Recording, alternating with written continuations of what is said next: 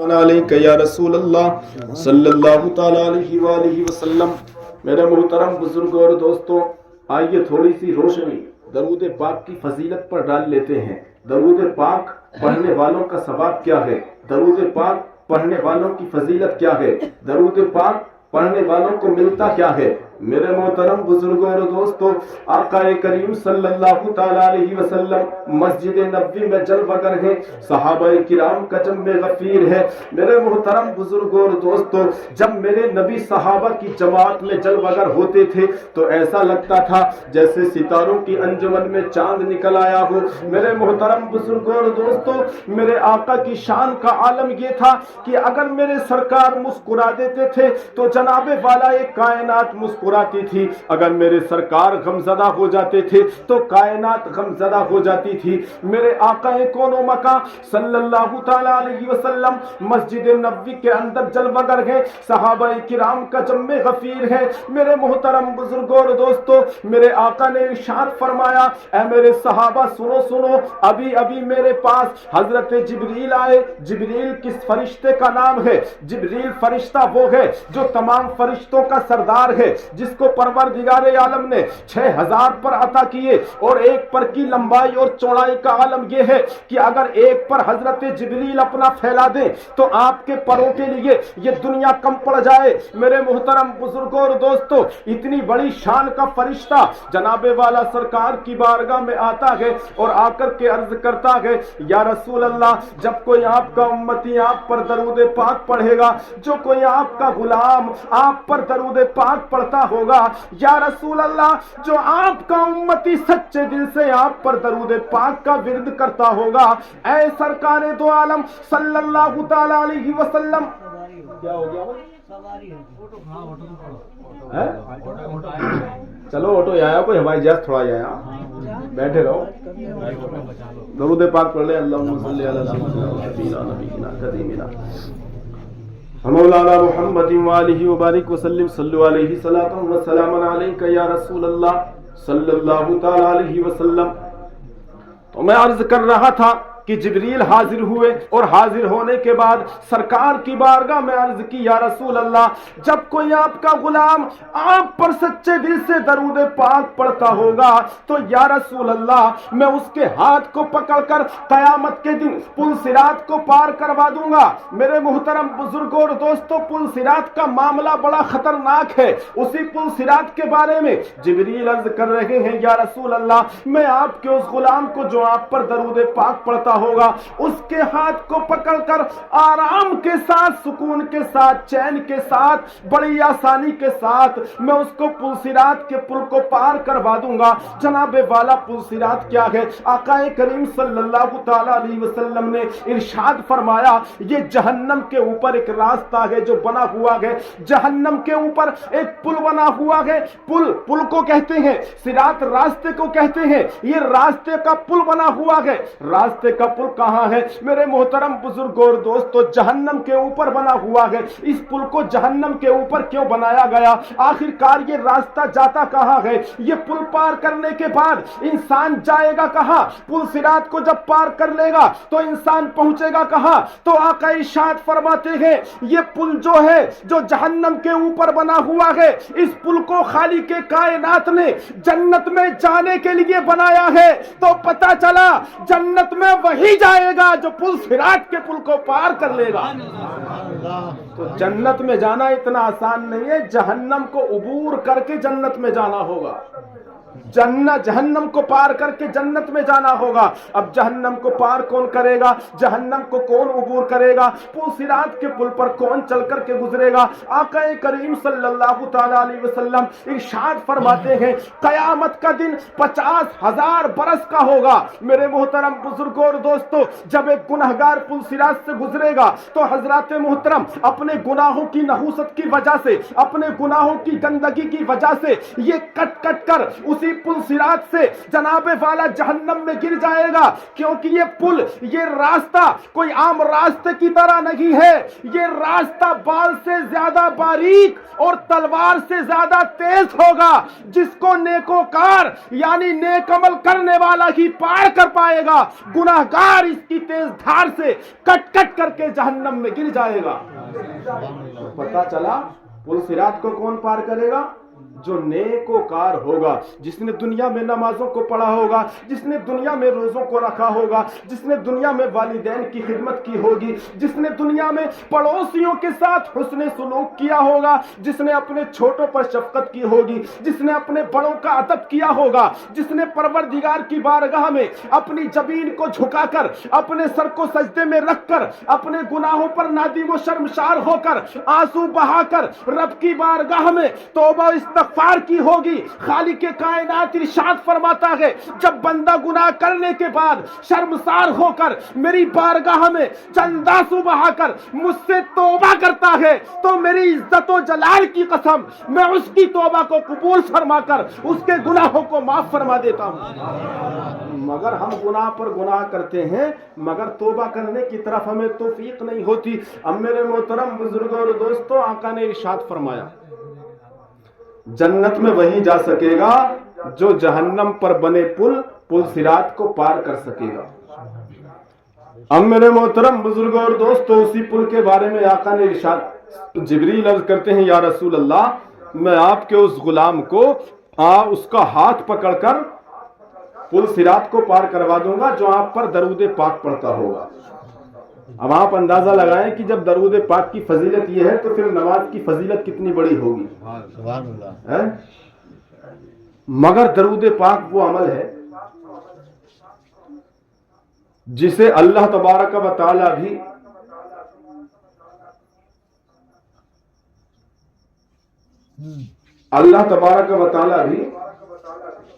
اپنے محبوب پر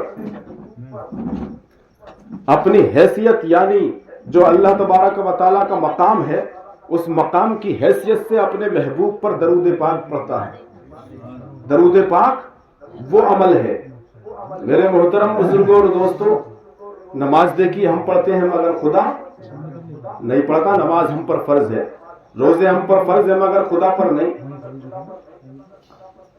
اللہ نے یہ نہیں کہا کہ نماز میں بھی پڑھتا ہوں تم بھی نماز پڑھو، مگر درود پاک کے بارے میں اللہ نے ارشاد فرمایا، میں بھی اپنے محبوب پر درود پڑھتا ہوں اور میرے فرشتے بھی پڑھتے ہیں، اور ایمان والو تم بھی خوب درود و سلام پڑھو، تم بھی خوب درود و سلام پڑھو۔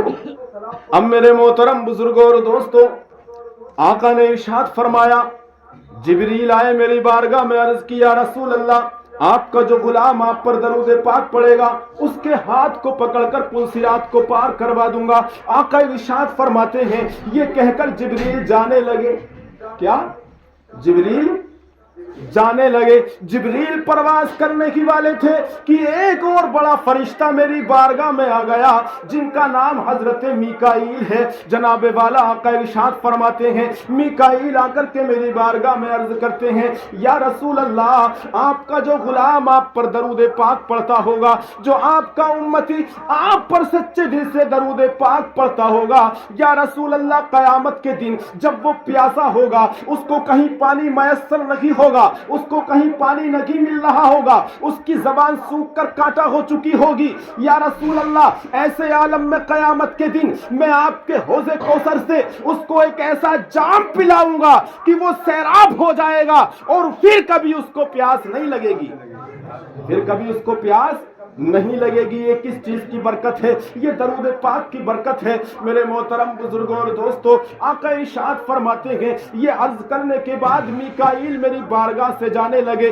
ابھی میکائیل نے پرواز ہی کی تھی کہ ایک اور بڑا فرشتہ جن کا نام حضرت اسرافیل ہے، اسرافیل میری بارگاہ میں آ کر کے حاضر ہو گئے اور حاضر ہو کر کے عرض کی، یا رسول اللہ، جب آپ کا کوئی امتی آپ پر درود پاک پڑھتا ہوگا، آپ کا جو امتی آپ پر سچے زندگی سے درود پاک پڑھتا ہوگا، آپ کا جو امتی آپ کی ذات پاک پر درود پاک پڑھتا ہوگا، یا رسول اللہ قیامت کے دن میں اس کی بخشش و مغفرت کے لیے اپنے سر کو بارگاہ رب العزت میں رکھ دوں گا، اور یا رسول اللہ جب تک میں اپنے سر کو رب کی بارگاہ سے نہیں اٹھاؤں گا، جب تک خالق کائنات اس کی بخشش و مغفرت نہ فرما دے گا، اس کی بخشش و مغفرت نہ فرما دے گا۔ لہذا درود پاک ہماری بخشش و نجات کا باعث بن جائے گی۔ میرے محترم بزرگوں اور دوستوں، المختصر میں بتانا چاہتا ہوں، ایک بار میں بتا رہا ہوں کہ پروردگار عالم کے پیارے محبوب آقا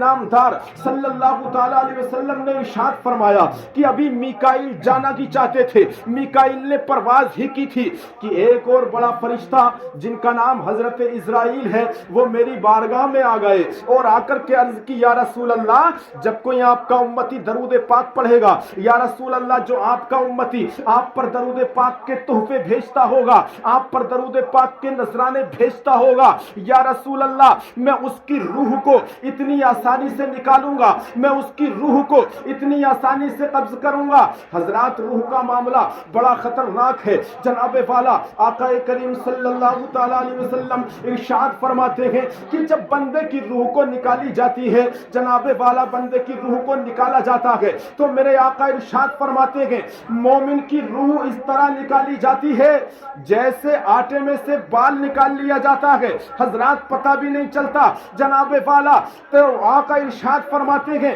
گناہگار فاسق و فجار کی روح اس طرح سے نکالی جاتی ہے کہ جس طرح سے ایک بیری کے درخت پر ریشمین دوپٹے کو ڈال کر کھینچا جائے تو اس کے دھاگے ریزہ ریزہ ہو جاتے ہیں، یعنی وہ کانٹوں میں ہلک جاتا ہے، آپ کے ہاتھ میں واپس نہیں آتا۔ آقا ارشاد فرماتے ہیں جب روح نکالنے والے فرشتے روح کو نکالتے ہیں تو گناہگار کا جسم اس طرح سے ٹوٹ جاتا ہے جیسے ایک ریشمی دوپٹہ پھٹ پر تار تار ہو جاتا ہے۔ پروردگار ہمیں روح کی سختی سے محفوظ و مامون فرمائے۔ اب میرے محترم بزرگوں اور دوستوں، آقا ارشاد فرماتے ہیں یہ درود پاک پڑھنے کی فضیلت ہے، آپ درود پاک پڑھیں گے تو یہ فائدے انشاءاللہ 101% آپ کو ضرور حاصل ہوں گے۔ اب میرے محترم بزرگوں اور دوستوں، آقا ارشاد فرماتے ہیں، یہ ابرار بھائی کی والدہ ختم ہوئی، ماں کے تعلق سے ایک واقعہ اور سماعت کر لیں، میں اپنی بات کو ختم کروں گا کیونکہ ہمارے بلاد خان حضرات بیٹھے ہیں۔ ماشاء اللہ یہ سوچ رہے ہوں گے کہ امام صاحب کو ختم کر دیں، ایسی کوئی بات نہیں، کیونکہ میں بات کرتا رہا تو بات بڑھتی رہے گی، اور آپ درود پاک پڑھیں اللہم صلی علی سیدنا مولانا، کیونکہ سردی کا ٹائم ہے، ہمیں آپ کا بھی خیال رکھنا ہے اور اپنا بھی خیال رکھنا ہے، اور خیال رکھنا چاہیے، خیال رکھنا چاہیے۔ ہم پوری رات یوں ہی سلسلہ چلاتے رہیں اور فجر کی نماز نہ پڑھیں تو فائدہ کیا ہوگا؟ اس محفل کا فائدہ یہی ہے، اس محفل کا فائدہ تبھی ہوگا جب یہاں سے ہم ایک سبق لے کر اٹھیں کہ ہم نماز نہیں پڑھتے، کل سے انشاءاللہ نماز پڑھنا شروع کر دیں گے۔ اب نمازی کیا کہ میرے محترم بزرگوں اور دوستوں، آقا ارشاد فرماتے ہیں بندہ انتقال کر گیا، اس کو قبر میں دفنا دیا گیا، لوگ واپس آ گئے۔ اب میرے محترم بزرگوں اور دوستوں، آقا کریم صلی اللہ تعالی علیہ وسلم ارشاد فرماتے ہیں جو بے نمازی ہوگا، جو بے نمازی ہوگا، آقا نے ارشاد فرمایا اس کی قبر میں پروردگار اس پر ایسے 99 سانپوں کو مسلط کر دے گا جن کی طاقت و پاور کا عالم یہ ہے کہ اگر وہ ایک دفعہ کسی بلند پہاڑ پر اپنا ڈنک مار دیں تو وہ اس کی ضرب کی وجہ سے ریزہ ریزہ ہو جائے، اور اگر وہ سانپ دنیا میں پھونک مار دے تو انسان اس کی گرمی سے جل کر مر جائیں۔ میرے محترم بزرگوں اور دوستو، آقا ارشاد فرماتے ہیں بے نمازی کی قبر میں پروردگار عالم ایسے 99 سانپ مسلط فرما دے گا، اور یہ سانپوں کا عمل کیا ہوگا؟ इन सांपों का काम क्या होगा? आका इरशाद फरमाते हैं अगर उसने फजर की नमाज नहीं पढ़ी होगी तो ये सांप उसको फजर से लेकर जोहर तक डसते रहेंगे। अगर उसने जोहर की नमाज नहीं पढ़ी होगी तो जोहर से लेकर असर तक डसते रहेंगे। असर की नमाज नहीं पढ़ी होगी तो असर से लेकर मगरिब तक डसते रहेंगे। मगरिब की नमाज नहीं पढ़ी होगी तो मगरिब से लेकर ईशा तक डसते रहेंगे। और फजर की नमाज, ईशा की नमाज नहीं पढ़ी होगी तो ईशा से लेकर फजर तक डसते रहेंगे। अब आप अंदाजा लगाएं कि अगर एक बिच्छू काट ले, खुदा बिच्छू के काटने से हम सबको महफूज व मामून फरमाए, मगर खुदा ना करे किसी ने बिच्छू को काट लिया हो तो उसकी तकलीफ बस वही बता सकता है। जब एक बिच्छू के काटने की तकलीफ हम बर्दाश्त नहीं कर सकते तो ऐसे सांपों का डसना हम कैसे बर्दाश्त कर पाएंगे? तो खुदा के लिए नमाजी बन जाओ, इंशाअल्लाह हम कब्र के अजाब से महफूज हो जाएंगे। ये बेनमाजी का हाल होगा। अब मेरे मोहतरम बुजुर्ग और दोस्तों, नमाजी का हाल क्या होगा? जनाबे वाला आका इरशाद फरमाते हैं नमाजी की कब्र में फरिश्ते आएंगे, जनाबे वाला उसको जगाएंगे, उसको उठाएंगे, उससे सवालात करने के लिए। मगर हदीस पाक के अंदर आता है जब बंदा कब्र में दफन कर दिया जाता है, जब फरिश्ते आकर उसको उठाते हैं, उसके अंदर फिर रूह को दाखिल करते हैं, तो हजरात हर मरने वाले को, हर कब्र वाले को असर का वक्त मालूम होता है और उसे ऐसा महसूस होता है कि सूरज डूब रहा है। क्या हो रहा है? सूरज डूब रहा है। असर और मगरिब के दरमियान का वक्त उसको महसूस होता है और उसको लगता है कि सूरज डूब रहा है। मेरे मोहतरम बुजुर्गों और दोस्तों, फरिश्ते आएंगे, इसको जगाएंगे सवालात करने के लिए। जब ये उठेगा, ये देखेगा सूरज डूब रहा है, सूरज गुरूब हो रहा है, और फरिश्तों से कहेगा ऐ फरिश्तों पूछते क्या हो? जो कुछ तुम्हें पूछना है बाद में पूछ लेना, अभी नमाज का वक्त हो रहा है, सूरज डूबने के लिए तैयार है, मेरी असर की नमाज छूट जाएगी, पहले मुझको नमाज अदा कर लेने दो। मेरे मोहतरम बुजुर्गों और दोस्तों, ये नमाज पढ़ने के लिए खड़ा होगा, रब की बारगाह में फरिश्ते अर्ज करेंगे मौला क्या करें? तो परवरदिगार इरशाद फरमाएगा ऐ फरिश्तों पूछते क्या हो? अरे देखते नहीं मेरा बंदा मेरा कितना फरमाबरदार है, आज भी नमाज छोड़ने के लिए तैयार नहीं है। मेरे मुहतरम बुजुर्गों और दोस्तों, ये कब्र में भी नमाज पढ़ रहा है, लिहाजा आवाज आएगी इसकी कब्र में जन्नत का बिछौना बिछा दिया जाए, इसकी कब्र में जन्नत का बिछौना बिछा दिया जाए। अब मेरे मोहतरम बुजुर्गों और दोस्तों, जब ये नमाज से फारिग होगा तो उस बिछौने पर, उस बिस्तर पर देखेगा कि दुल्हन बैठी हुई है। क्या बैठी हुई है? दुल्हन। कब्र में दुल्हन कहां से आ गई है?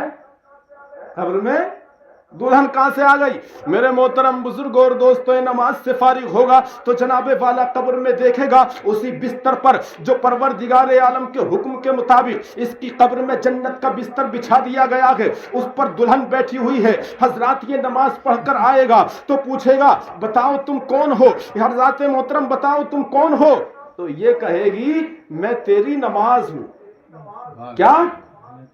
मैं तेरी नमाज हूं। तो मेरे मोहतरम बुजुर्गों और दोस्तों, नमाज कहेगी ऐ नमाजी खुश हो जा, गम मत कर, गमज़दा मत हो, खौफ मत खा, परवरदिगार आलम ने कब्र के अंदर मुझे तेरा दिल बहलाने के लिए भेज दिया है। जब तू दुनिया में था मेरे लिए, मेरी हिफाजत के लिए, मुझको पढ़ने के लिए तूने अपनी बीवी को छोड़ा, अपने बच्चों को छोड़ा, अपने कारोबार को छोड़ा, अपनी जमीन और जायदाद की परवाह ना करते हुए पहले मेरी हिफाजत की, पहले मेरी मुहाफिजत की। आज खालिक के कायनात ने जब कब्र के अंदर तू अकेला है तो तेरा दिल बहलाने के लिए नमाज को दुल्हन की शक्ल में बनाकर तेरा दिल बहलाने के लिए भेज दिया है।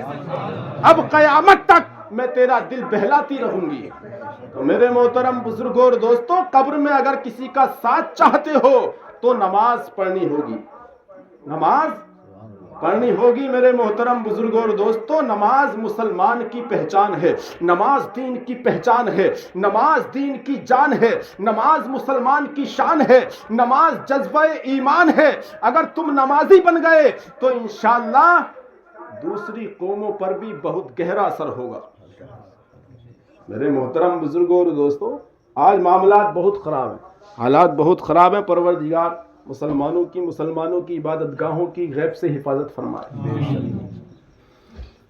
अब मैं बता रहा था मेरे मोहतरम बुजुर्गों और दोस्तों, ये नमाजी कब्र में, जन्नत की बहारों में, जन्नत की हवाओं में, जन्नत के बिस्तर में, जन्नत के लिबास में, जन्नती खाने इसकी कब्र में होंगे। इसकी कब्र में जन्नत की खिड़की खोल दी जाएगी, ये जन्नत का नजारा करता रहेगा। इसकी कब्र को ताहद्दे नजर कुशादा कर दिया जाएगा। मेरे मोहतरम बुजुर्गों और दोस्तों, आपका घर 1 बीघे में हो सकता है, किसी राजा का महल 50 बीघे में हो सकता है, मगर मरने वाला कब्र में मोमिन बनकर जाता है, कब्र में ईमान के साथ जाता है, कब्र में ईमान की हालत में जाता है। तो आका करीम सल्लल्लाहु ताला अलैहि वसल्लम इरशाद फरमाते हैं, उसकी कब्र को ताहद्दे नजर का मतलब है जहां तक नजर जाती है, जहां तक नजर पहुंचती है, वहां तक खालिक कायनात उसकी कब्र को जन्नत के बाग में तब्दील फरमा देता है, जन्नत के बाग में तब्दील फरमा देता है। और मेरे मोहतरम बुजुर्गों और दोस्तों, जो बेईमान कब्र के अंदर जाता है, आका इरशाद फरमाते हैं उसकी कब्र को जहन्नम का गड्ढा बना दिया जाता है। तो परवरदिगार हमें नमाज पढ़ने की तौफीक अता फरमाए, हमें नमाजी बनने की तौफीक अता फरमाए। अब मेरे मोहतरम बुजुर्गों और दोस्तों, देखते हैं कि माँ की शान क्या है, माँ की शान क्या है। आका इरशाद फरमाते हैं, नजरु इलल वजही वालिदी इबादतुन, वालिदैन का चेहरा देखना इबादत है, वालिदैन का चेहरा देखना इबादत है। आका इरशाद फरमाते हैं, जब कोई नौजवान बेटा हो या बेटी दिन में 1 मर्तबा मोहब्बत की निगाह से अपने वालिदैन का चेहरा देख ले, तो खालिक के कायनात उसको 1 हज मकबूल का सवाब अता फरमाता है। 1 हज मकबूल का सवाब। हम 10 लाख रुपए खर्च करके हज करें, उसके कबूल होने या ना होने में शक हो सकता है मेरे मोहतरम बुजुर्गों और दोस्तों, मगर जिसके बारे में आका ने इरशाद फरमा दिया हज मकबूल, यानी वो हज मकबूल होगा ही, हज मकबूल का सवाब मिलेगा ही, क्योंकि सरकार का फरमान है। मेरे मोहतरम बुजुर्गों और दोस्तों, आका ने इरशाद फरमाया 1 हज मकबूल का सवाब उसको परवरदिगार आलम अता फरमाता है। अब सहाबा किराम का जम्मे गफीर है, मस्जिद नबवी है। मेरे मोहतरम बुजुर्गों और दोस्तों, एक और सहाबी खड़े हो जाते हैं, या रसूल अल्लाह, अगर कोई नौजवान एक दिन में अपने वालिदैन का चेहरा 100 मरतबा मोहब्बत की निगाह से देखेगा, तो क्या परवरदिगार उसको 100 हज मकबूल का सवाब अता फरमा देगा? तो मेरे आका इरशाद फरमाते हैं, अल्लाह के कारखाने में किसी चीज की कमी नहीं है। ऐ मेरे सहाबी, ऐ मेरे जानिसार, ऐ मेरे वफादार, जब कोई मेरा उम्मती गुलाम अपने माँ बाप का चेहरा 100 मरतबा मोहब्बत की निगाह से एक दिन में देखेगा, तो खालिक कायनात उसको 100 ही हज मकबूल का सवाब अता फरमाएगा। तो ये माँ बाप की शान है। जब माँ बाप की शान का मर्तबा ये है, तो फिर रसूल पाक की शान का मर्तबा क्या होगा? तो मेरे मोहतरम बुजुर्गों और दोस्तों, हम सबको माँ बाप की खिदमत करने की तौफीक अता फरमाए। और माँ की दुआओं से, बाप की दुआओं से किस्मत बदल जाती है, दुनिया भी बदल जाती है, आखिरत भी बदल जाती है मेरे मोहतरम बुजुर्गों और दोस्तों। इसीलिए आका ने इरशाद फरमाया, अपने वालिदैन के साथ में हुस्न सुलूक करो। और खालिक के कायनात ने भी कुरान में इरशाद फरमाया, फला तकुल्लहुमा उफ्फिन वला तनहरहुमा, अपने वालिदैन के सामने ऊंची जबान में बात मत करो, ऊंची आवाज में बात मत करो, अपने वालिदैन को उफ तक ना कहो। मेरे मोहतरम बुजुर्गों और दोस्तों, उफ की आवाज दूसरे इंसान को पहुंच पाना बड़े मुश्किल होता है, लेकिन कुरान में परवरदिगार ने इरशाद फरमाया, अपने वालिदैन को उफ तक भी मत कहना। क्या मत कहना? उफ तक भी मत कहना। अब मेरे मोहतरम बुजुर्गों और दोस्तों, माँ बाप की शान क्या है, माँ बाप की दुआ में कितना असर होता है मेरे मोहतरम बुजुर्गों और दोस्तों। ख्वाजा हिंद के राजा एक वाकया नकल फरमाते हैं। उस्ताज़े ज़मन फरमाते हैं कि ख्वाजा हिंद वो दरबार है आला तेरा, कभी महरूम नहीं मांगने वाला तेरा, और इरादे रोज बनते हैं मगर फिर टूट जाते हैं, वही अजमेर जाते हैं जिन्हें ख्वाजा बुलाते हैं। हम भी बहुत दिनों से जाने की तमन्ना कर रहे हैं मगर जा नहीं पा रहे, ख्वाजा भी बुला नहीं रहे। दुआ करो परवरदिगार हम सबको ख्वाजा के दरबार की हाजिरी नसीब फरमाए। अब मेरे मोहतरम बुजुर्गों और दोस्तों, ख्वाजा हिंद के राजा एक वाकया नकल फरमाते हैं कि मोहल्ले में एक नौजवान था, वो मर गया। किसी ने उसको ख्वाब में देखा کہ بتا تیرے ساتھ کیا معاملہ پیش آیا؟ تو اس نوجوان نے کہا میاں پوچھتے کیا ہو؟ پروردگار عالم نے میری بخشش و مغفرت فرما کر مجھ کو جنت میں حاجیوں کی صف میں جگہ عطا فرما دی۔ حاجیوں کا بہت بڑا مقام ہے، میں بتاؤں گا نہیں، ابھی ٹائم زیادہ ہو رہا۔ حاجیوں کی صف میں جگہ عطا فرما دی۔ اس خواب میں دیکھنے والے نے پوچھا بھائی تیرا عمل تو اتنا نیک نہیں تھا، تو نمازی بھی نہیں تھا، تو روزے دار بھی نہیں تھا، تو قرآن کا قاری بھی نہیں تھا، حافظ قرآن بھی نہیں تھا، عالم دین بھی نہیں تھا، لیکن مرنے کے بعد پروردگار نے تیری بخشش و مغفرت فرما دی، کس وجہ سے؟ کہا کہ ایک عمل کام آ گیا۔ کیا کہا؟ ایک عمل کام آ گیا۔ اس نے پوچھا بتا تو صحیح وہ کون سا عمل تھا؟ اب سنو، ماں باپ کے ساتھ میں حسن سلوک کرنے کا صلہ کیا ملتا ہے۔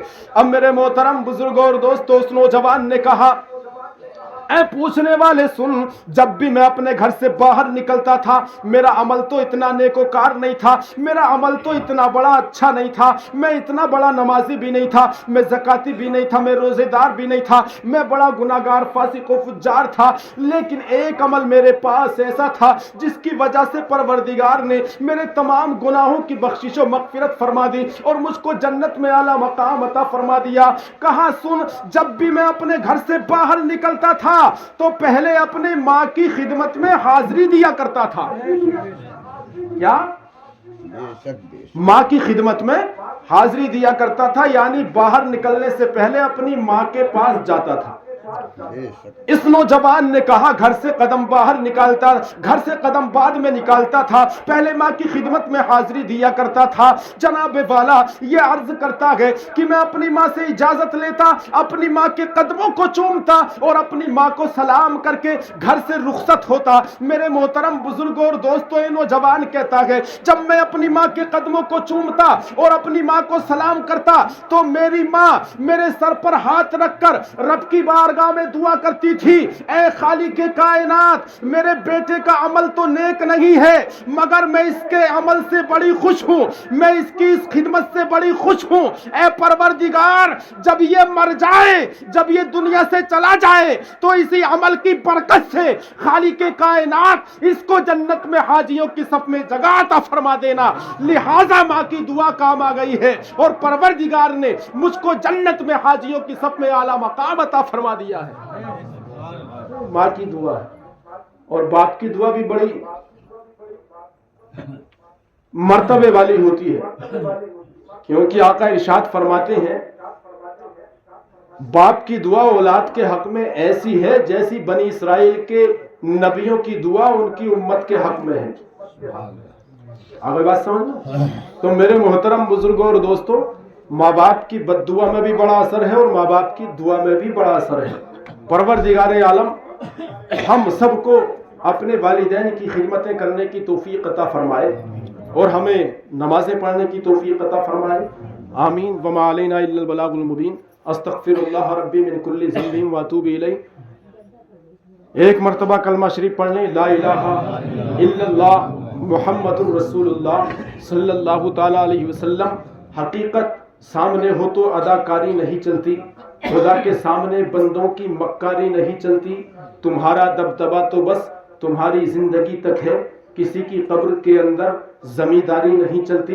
اور شاعر کہتا ہے کہ دارا مزے میں ہے نہ سکندر مزے میں ہے، سرکار دو عالم کا قلندر مزے میں ہے، گستاخی مصطفیٰ پہ مسلط عذاب ہے، عاشق نبی کا قبر کے اندر مزے میں ہے۔ اور ایک شاعر کہتا ہے کہ کون کہتا ہے کہ غیروں کو ٹال دیتا ہے، سبھی کو آمنہ بی بی کا لال دیتا ہے، نبی کے نام میں نہ جانے کس قدر ہے اثر، میں ڈوبتا ہوں سمندر اچھال دیتا ہے۔ اور ایک شاعر کہتا ہے کہ خیال طیبہ ہمیں بے قرار کرتا ہے، نبی کے حکم کا دل انتظار کرتا ہے، کوئی کرے نہ کرے ذکر شافع محشر، نبی کا ذکر تو پروردگار کرتا ہے۔ پروردگار قبول فرمائے، آمین۔ سبحان اللہ۔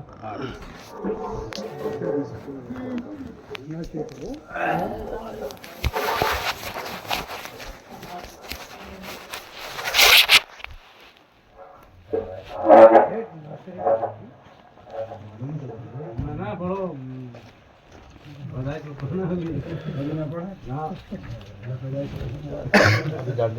کرنا